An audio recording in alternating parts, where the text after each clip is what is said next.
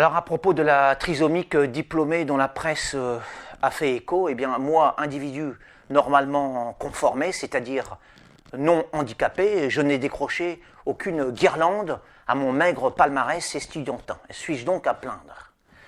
Souligner le fait que cette trisomique soit diplômée, cela confirme que l'accès au laurier est majoritairement destiné aux gens doués, travailleurs compétents et sains d'esprit, et non pas aux handicapés mentaux, comme voudrait le faire sous-entendre eh bien, tous ceux qui s'enthousiasment pour ce cas ultra minoritaire.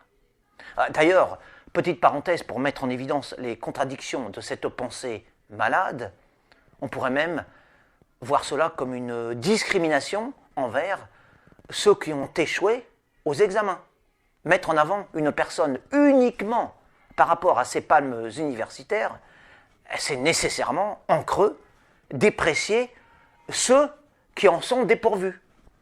Selon les promoteurs de ces causes absurdes, il faudrait absolument qu'un Mongolien soit élu à de prestigieuses couronnes pour la seule et unique raison qu'il est mongolien, pour effacer son handicap, le faire oublier, voire le cacher, comme s'il était une honte.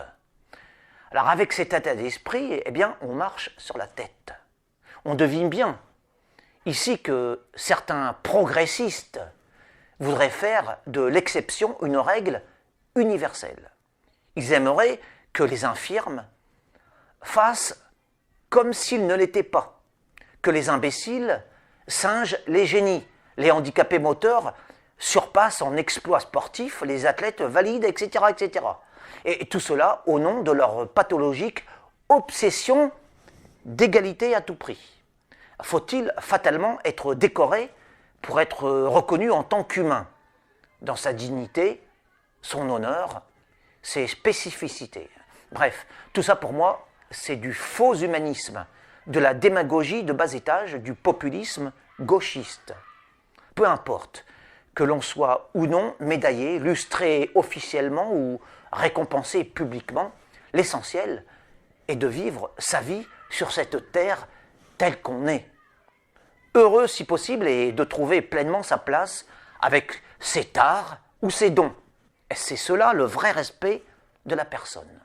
L'accepter inconditionnellement, aussi bien avec ses légèretés qu'avec ses lourdeurs, et non pas la survaloriser mensongèrement avec de beaux rubans académiques.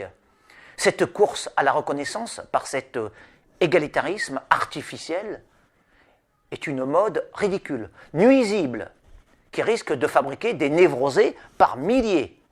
A-t-on besoin de trisomiques diplômés en réalité? On s'en moque totalement, à la vérité.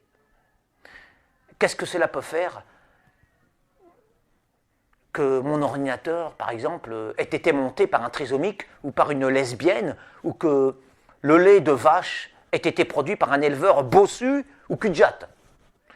Que chacun demeure à sa place, tant qu'il est heureux, épanoui, et que son existence ait un sens.